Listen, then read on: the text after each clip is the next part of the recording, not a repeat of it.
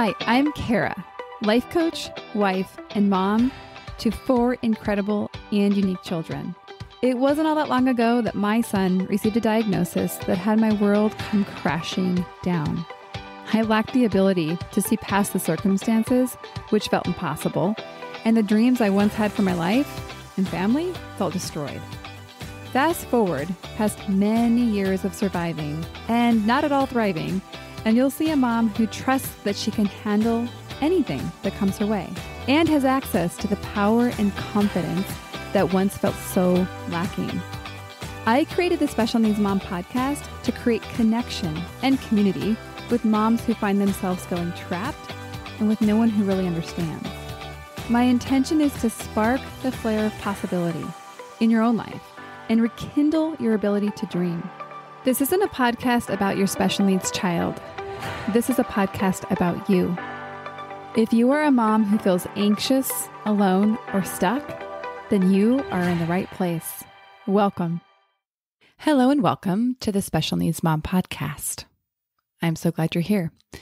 All right. Well, at the time of the recording of this introduction, I should clarify, I'm still in the first few weeks of summer. Actually, today I'm just finishing my second full week and I am settling in, and that's the good news here. This week I have one less child, which is both easier and harder at the same time. He's my oldest son and he's up on an epic adventure in Tahoe. I am so happy that he has these opportunities in life. And of course, I miss him. So he's been out in the back country, inaccessible, for the last 5 days. And I got a text yesterday. Very exciting, because we didn't even, we of course assumed everything's okay. Got a text and it said, "What's up?" No question mark. And my husband are like, of all the things he could say after we haven't heard from him for 4 days, what's up? I thought it was hilarious. So that's what's up over here. Okay, let's see. One of the things that's really helping me, and I'm going to share it because I'm like, well, who knows who might also need a little change up in the whole way that you're doing your day in the summer. My kids, to some capacity, are sleeping in mostly. And so I'm like, oh, this is a very precious time that I can have for myself in the morning before they get up. And I've been getting out on a walk most days, not every day because the way that my work schedule is, but it's been so amazing for many reasons, being out in nature, having time alone. I've been listening to a lot of different podcasts, kind of around some ideas I have for Pathway to Peace and for creating community and kind of like what's next. I'm excited because I don't know what's happening yet, but I do know that wherever we go with it is going to be intended on building more community, more connection, more opportunities for coaching. And if you have any ideas, send them my way. But it's exciting. It's kind of an exciting time that I'm using as I'm resting from producing full episodes of the podcast and kind of putting my energy a little bit elsewhere. So that's what's been going on over here. And as I'm doing summer, definitely my biggest challenge is helping Levi occupy himself in a, I don't want to say meaningful and productive way, but a way that basically doesn't have him just sitting on tech all day. You know, there's a reason he has a 1-on-1 at school, and, I'm still figuring it out. I don't know that I'm going to have it mastered. I don't think that that's this kind of thing, but I'm figuring out how to manage my own emotions, lack of patience, frustrations, etc., so that I can show up for him. And as all of us are, I am still very much a work in progress as I navigate parenting a child that is not like the others. Okay, that's a little bit more about what's going on over here. Let's talk about today's topic. So you may recall that we're doing things a little differently this summer. We're doing what we're calling the Summer series or the Summer Sabbath series, which really means I'm taking a rest from producing full episodes and bringing back some of the best of or fan favorites or whatever you want to call them, bringing back to you. And this episode that I'm bringing you today was originally titled When You Lose It on Your Spouse and Kids. I kind of love that title. And I really still love this episode. It's a topic that comes up over and over and over again. Many of you have no idea how angry you actually are. I think some areas you do, but most of you, my guess is that anger is not one of those emotions that you are super friendly with, as it is a welcome emotion in your emotional palette. Okay, so my clients are going to listen to this and smile. I can just picture them now thinking about how far they've come in their ability to identify and process their anger. Ooh, it's so amazing to watch. And so let's face it, there's a lot for us to be angry about as we navigate this special needs mom journey. The thing I think that comes most to mind is dealing with all of the systems and the bureaucracy that we need to deal with in order to get our children what they need. So listen to this episode. And of course, in all the episodes, my encouragement to you is really just to kind of ponder and have it be something that inspires you to curiosity as you observe your own self. And hopefully you see some openings and opportunities to shift a little bit of how it's going for you as a default. So kind of as a default, we have a lot of things that we're like, ooh, I don't know if that's actually what we want. So really, every episode is designed to really look at how you are showing up and create an opening to ask the question of, how do I want to show up instead? All right, with that, I'm going to turn you loose to the episode. Enjoy. This is the episode that I was like, ooh, like this is what I want to bring to my people. It's been a conversation that's been very, how do we say, happening all the time around me. For my husband, for my clients, for myself. And I thought, you know what? Let's put some words to this. Let's normalize it. Let's really get some deeper understanding so that we collectively as mothers, parenting children with disabilities and medical complexities can have an experience that we like. And specifically today, we're going to talk about why we lose it on our kids and husbands. We're going to start with a personal story that's going to segue into the main topic today. Some of you might have seen this on Instagram. I know not all of you follow me on Instagram. If you do, yay. And if you don't, you can find me at the Special Needs Mom Podcast. Changed recently from my name. It used to be Kara Riska. I thought, you know what? Let's get even more specific. And so I posted this in real time when I was experiencing it. I think a lot for the reason of there's these moments that we have as moms that is just so nice to not feel alone. And I think when I was posting this, I was like, oh, my people are going to understand this so deeply. And so I'm going to set up the scene for you. A couple weeks ago, my son had a neuropsych exam.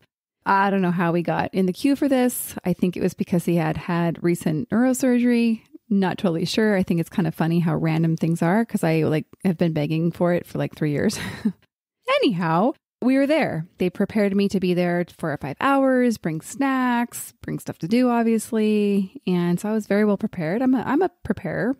And what they did not prepare me for was the stack, specifically 3 evaluations that the provider, that the doctor wanted me to do during my time in waiting. Now I see logically how this makes sense for them. Like, oh, we have a captive mom. Let's just have her do the evaluations now. But what they fail to take into consideration is the emotional load that these tests elicit. Is that the right word? Like they kind of put this load on us. So what I cleverly did, and I want to share this one because I'm really proud of it, because it is not something I could have done many years ago. It's taken me years to be able to realize that I have needs too. I do not just have to go along with whatever doctors say, that I have a say. And so I want to share this because I am really celebrating this for myself. And I want to be a spark of what areas in your life do you need to kind of say, pause, that doesn't work for us, and maybe do some things a little bit differently. The doctor gave me these forms. I went to my car I was going to hang out in my car instead of the hospital all day because then I could just be maskless and I don't know, have some privacy, I guess. Plus, it's always cold in there, so I didn't want to be cold. So I was in my car and I was looking at this clipboard and thinking, no, I don't want to do this. I do not want to do this one alone. And I don't want to do this without my husband's input. These are really important evaluations. And I am not the only one that has input on my child. Therefore, I'm just going to politely say that I'm going to go ahead and mail these to you on Monday. because I'm going to do them at home. And the provider was like, oh, okay. She would really have rather me just follow the protocol. And she was cool about it. So long story short, I promised that I would mail them on Monday. As weekends go, we don't always do the things that we really should. Sometimes we do the things that we shouldn't. And so I did not do these evaluations until like late Sunday night with my husband. And we like to go to bed early. So it was like we were starting these things at like 10 o'clock. So that was already not a good setup. But we crammed them in, we got them done, and we went to bed. And I knew while we were doing them that there was a load in doing these. Like when you answer literally hundreds of questions, I mean, some of you will know exactly what I'm talking about. Some of you haven't gotten there yet, or some of you don't use these tests because your child's disabilities are totally different. Either way, the idea is that these evaluations ask question after question, like I said, hundreds, that had me become very aware in the areas that my son has gaps. You know, it's questions like, does your child hit people? Does your child lie? Does your child become upset easily? And my husband joked through this. It was funny at the time, but also it's crushing. When we were answering like the highest rating for a series of questions in a row, he's like, man, this test was made for Levi. And I'm laughing about it because like it really did kind of feel like that. I was like, oh my gosh, like they've got him figured out. And they weren't. I mean, it was evaluation to see how he is. But regardless, it was a very confronting emotional experience. And in the moment, we just wanted to get it done. It wasn't the moment that we were going to process that. So we went to bed, we went to sleep. I don't think I slept good that night, if I do recall. And so I wake up the next day, go to the gym. I try to go to the gym on Monday mornings, which means that my kids kind of have to be a little bit on their own on Monday morning to get ready for school. This particular Monday morning, my kids were not on their own. Levi did his classic silent disobedience where he just kind of sits there. So it kind of goes undetected for a bit. And then you're like, can you please get up? Like, move your body, please. I'm begging you. And my daughter, who's 5, was also doing 5-year-old types behaviors where she wasn't doing what she was being asked to do either. So we had, a little bit of a cluster of events going on. So a little bit of tired mommy, a little bit of rush, little kids not acting exactly how they should. And the biggest piece of all, which was this piece of emotional hangover, I'm going to call it, from the night before. I'll spare the details. Let's just say I wasn't the best version of myself. What I can picture is I probably was snappy, I yelled, I got firm. Nobody was having fun in our house that morning. And most specifically, I was not having fun. My guess is we got in the car, I calmed myself down, I told the kids, hey, blah, blah, blah. Actually, I think even the next day we made some new charts, like visual cue charts, so that we can kind of do a little bit better in terms of knowing what to do and when. What I mentioned earlier was really, really clear is that my emotions were out of control. I didn't lose it on my kids because they weren't getting ready when they should have. I didn't lose it on my kids because they weren't being perfectly obedient. I lost it on my kids because I was in a place where I was physically tired, I was emotionally tired, and then I was just a little bit more agitated. And so therefore, when my kids weren't perfect, I was not able to control myself anymore. Now, I'm clearly not condoning this. That's why we're talking about this today and really understanding deeply, why do we lose it on our husbands and our kids? So I would actually say for me, my kids are most likely the victims of me losing it. And when I say losing it, what I mean is, maybe it's yelling, maybe it's stomping away, maybe it's shutting a door. Maybe it's, I've done this before, where you serve your child food, but you kind of throw it at them a little bit. Not throwing the food at them, but you make it clear when you're setting that plate down that you're a little bit pissed. I'm not proud of that moment. But the reason we do this is not because we're horrible people. It's not because we're total jerks. It's not because there's something wrong with us. And it's not because there's something wrong with our children. It is a variety of reasons. And we're going to look at 3 of them today. So why do we lose it? The first reason that I have summarized is that we haven't redeemed our stories. So what do I mean by this? We all have stories. We all have narratives. We all have the ways that we have interpreted the world. This became so interesting to look at, even because a client last week was sharing with me that she was losing it on her kids regularly. And she totally recognized that it was uncalled for. She would look at the fear in her daughter's eyes when she would yell at her and just feel awful. And she hated this thing. And what's interesting, I think it's important to point out, is that this mom is not someone who you would suspect is a raging mom all the time. She's definitely someone that comes across cool, calm, collected, opposite of somebody that you would think would be losing it on their kids. She's sweet and bubbly, brilliant. I mean, can you tell I love her? I think it's important to just recognize this, because I think we actually have a lot of shame when we look like we're pretty well functioning moms, but yet we have this thing that we do at our house that we kind of be really embarrassed if anybody ever witnessed. And I also think that we all have little narratives around what it means to be an angry person or to be angry. And it's not yet socially acceptable to be angry and to be a woman. Anyhow, I wanted to bring her up because she shared with me that she had actually done some extensive story work. We started with story work together, and then she even went outside of what we did, and she went even further and really redeemed her story. She looked so deeply into, again, some of the things in her life, and she rewrote it. And she really, this is called redeeming your story, and it's transformational work. And like I mentioned, that is part of what we do in Pathway to Peace.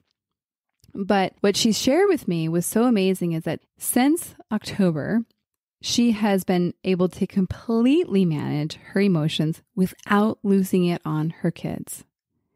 And for her, when she was telling me, there was just this relief in recognizing that she gained control over this piece of her by actually going further into it. I think that's so interesting, by really looking at it and redeeming her story. If we don't redeem our stories, then we'll end up repeating our default story over and over again. And most of us want anything but that, because I'm guessing that most of us also had moms that did not know how to manage their emotions and also lost it on us and probably our fathers.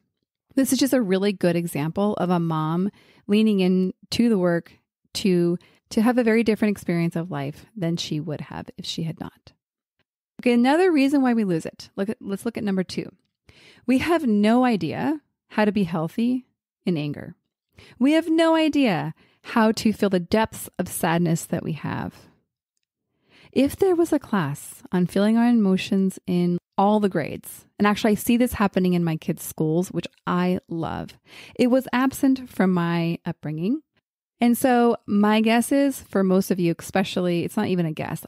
I talk to y'all and I know this is true, that we're completely lost when it comes to feeling these, what we could call big or strong emotions. And like I mentioned earlier, nobody wants to be an angry person, kind of in air quotes. And anger is a lot like sadness in our culture, where it's okay to be angry or sad for a little bit, but then you're kind of expected to get over it. You're kind of supposed to go back to happy. And especially, I want to point this out, especially if you grew up in what's called the church, meaning if you grew up in a Christian upbringing, it's very likely that you have a really confusing relationship with anger, especially. That's probably a different episode that we can dive into that, but I think it's really important to mention, back to our story work, is that not only you have an inability in terms of you just don't know how to do this, you likely also have a complex story about what it means that you do or don't feel a certain way. And interestingly enough, there really aren't models that we see out in society of people doing this well, of people being sad very well. I know I am very intentional on sometimes publicly displaying some of my anger or sadness, and I probably do this to a much smaller capacity than maybe I would even like. But what I notice, and I think even sometimes what makes me resist doing it, is the comments I get in response, where it feels like people are trying to fix the experience I'm having. And even when I'm really, really clear saying, hey, I'm sharing this just because I want to feel this together versus alone, the comments I get back indicate to me that it feels very uncomfortable for people to witness it. So I think for a lot of reasons, we just don't see people modeling healthy responses to big emotions or helpful expressions of emotions. And then turning towards sadness again, I think that sadness to the depths that we have sadness in our lives, this never ending level of sadness as we parent children that just are dealing with unimaginable things, these children of ours, and the sadness and the depths. I mean, man, it can get so overwhelming. It can feel like a deep pit that is never ending. So for us, that feels like, ooh, we can't go there. We might get stuck. We're not going to go there. And so we stuff and we avoid and we kind of just look the other way. And I want you to picture this. You get news after news of your child's diagnosis. You don't process it, you stuff it, you kind of move on to try to address each need as they come. You might even, look on the bright side or find the silver lining like many people are trained to do in life. That's the socially acceptable thing to do. So again, we're stuffing and we're avoiding. And the picture I want to give you for what this is actually like is it's like you are holding a beach ball that's covered with Vaseline underwater when you're stuffing. So you holding it down is like you trying to suppress this slippery, buoyant body that's trying to surface. And so you're really having to shift and adjust to keep this thing down. One, I want you to notice how much energy that actually takes that we do not acknowledge. So if you're constantly feeling tired, exhausted, this is a huge indicator that you might be spending a lot of energy on something like this. Not to say that you might not be tired anyhow from all the other demands of life, but it is a really, really good place to look. So it's only a matter of time till this ball comes bursting out of the water and maybe hitting you in the face, maybe hitting somebody else in the face. Really, it's not predictable on how this ball is going to come up, but it is predictable that it's going to come up because you can only hold it for so long. And that is just like our emotions. We can stuff them down for a bit. And that is actually what happens when we're in seasons of crisis. We definitely need to stuff them. That's part of our survival strategy. I don't want you to say, oh my gosh, it's so wrong that I did this and kind of make a news story about that. No, just come where you are now and recognize if that there's this habit or this pattern of stuffing or this inability to know how to unstuff. Because when we've stuffed something for so long, it takes a little bit of work to get it going. I don't want to make it mean like, oh my gosh, you can't do it. It's hard. But I just want to say sometimes it takes a little bit of intention and to feel like you're doing it wrong because you've really never intentionally practiced this work. So we have this ball, it's bouncing up, and it's just a really good picture of why we explode on people. And so the third reason of why we explode or why we lose it on our kids and husband is because we don't acknowledge these basic emotions. And therefore, we can't possibly manage them. In number 2, I'm pointing out that we really don't know how to feel these. And because we don't know how to feel these emotions, we can't effectively manage this emotional load that we carry. And what do I mean by emotional load? These are all the emotions that you feel. Good, bad, neutral, all through the day, through the week, months, years. These are big and small things. And so everything in your life contributes to this emotional load. Calls from the doctor, comments from your husband, insurance issues, milestones met, celebrations, milestones not met, vacation planning house improvements. There's emotions that we experience associated to all of these. Gosh, IEP management, man, that was a heavy emotional load for me last week. And I felt it. I will tell you, I really felt the load of that consistent throughout the week. We should also mention that your cycle and your hormonal balance also significantly affects your ability to manage your emotional load. So the picture that I want you to picture for this part is, so this is once you recognize, okay, like I now recognize I have big emotions, I have emotions, they're all loading up, and it's like the Japanese garden kind of fountain. I think it's called a rocking water fountain. I looked it up. And so there's this drip or this flow of water that's going into a rocking piece of bamboo. And after a specific amount of water fills up the bamboo, it tips and it empties itself out. it kind of reaches its tipping point. Oh, look at that. And it shifts the equilibrium. And again, it releases all the water until it fills back up again. And while we don't really ever get to emotionally empty everything, the picture is useful, I think, because if you're losing it on your kid or your husband, what it means is that your fountain, if you will, is filling up and it's overflowing. And that is why you have the experience of feeling out of control, because it is like the beach ball. It's only a matter of time till it's going to come and surface.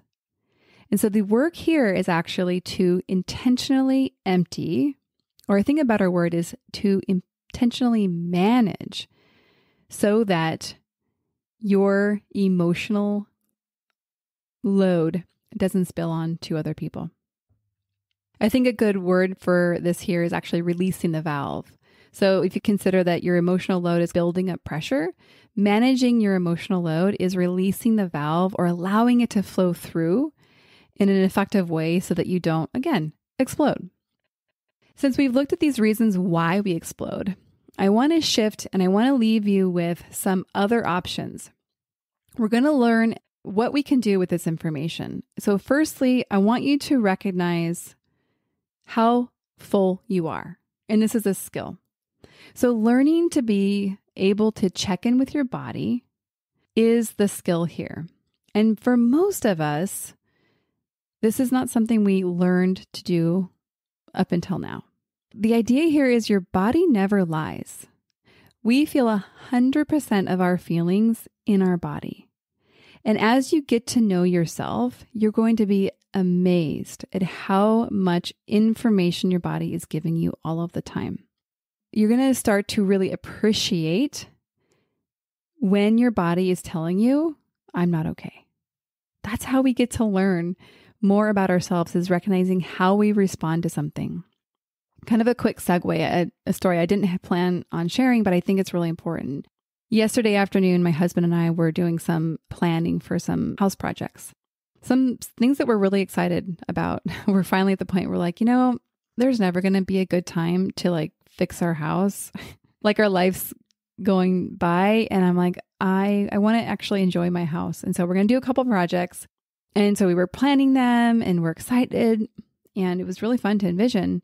And I noticed at the end, I was really stressed out, noticeably.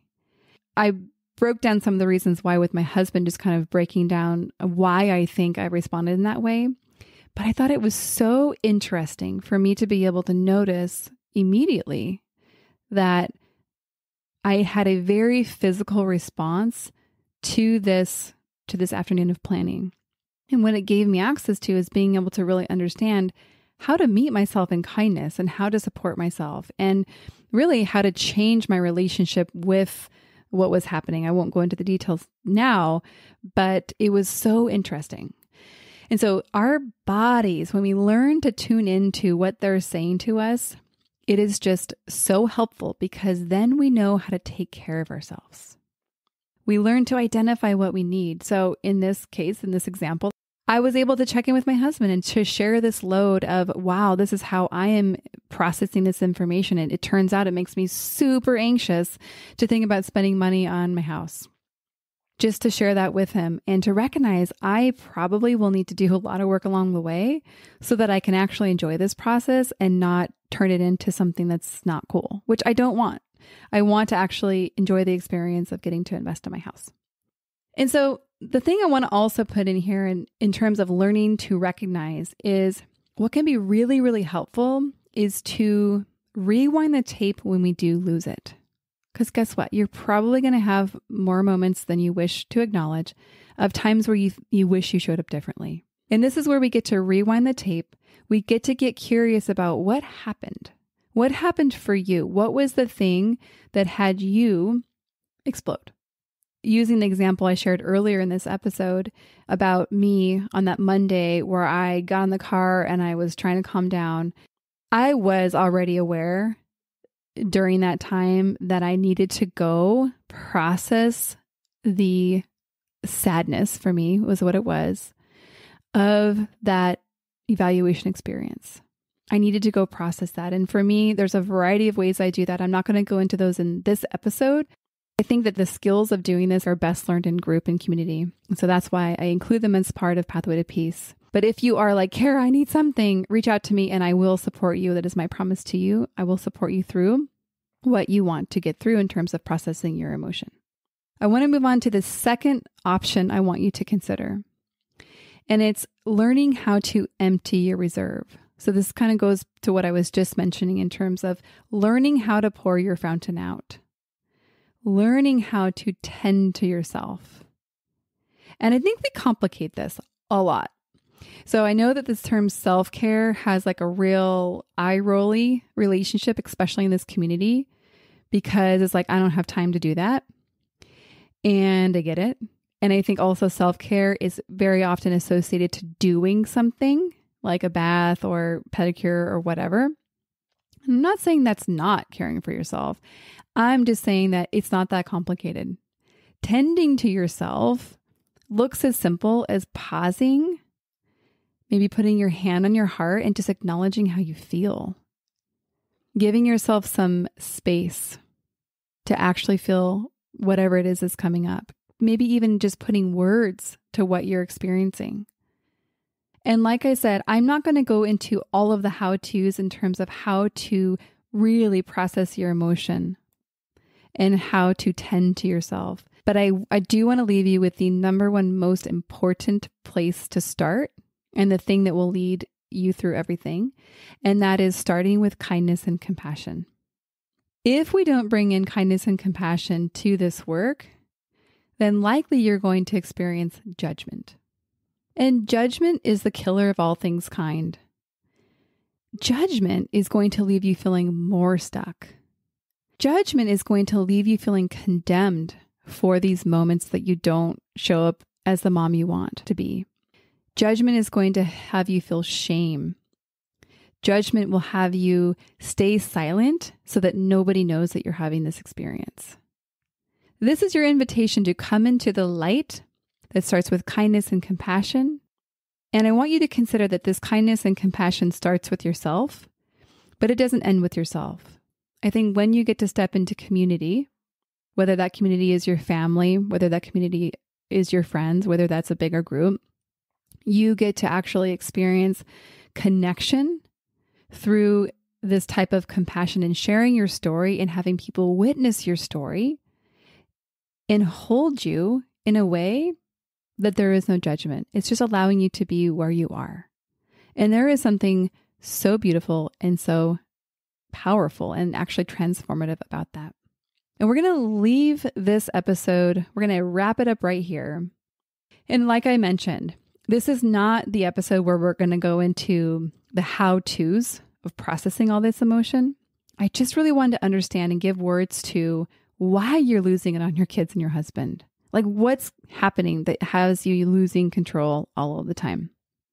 It is my promise to you, like I mentioned earlier, if you want support in that area, reach out to me. I have so many ways that I can help you, and it'll just make it so that I can help you specifically with what you need and with what you want by you reaching out to me individually. And it's been a while since I've asked for a huge favor. I am really hoping that you will take a few minutes to rate and review this podcast. This really only applies to you if you listen on Apple or Spotify. So if you don't, then perhaps find a friend's iPhone and rate and review the podcast on that. But it really helps other moms find this podcast. And I don't know if any of y'all know this, but I self-fund this podcast. So what that means is I actually pay to make this podcast. And it's the effort that I love to do. But what would really be helpful to me so I can continue to deliver these episodes is if you would consider, again, rating and reviewing, and then even sharing this episode or any of your favorite episodes, either on Instagram or even just individually with friends. That is how we support our community, by sharing the resources that we have found that we find to be most helpful. And if you don't know how to rate and review, Google it. You guys are smart. You guys know how to figure these things out. All right, we'll see you on the next episode.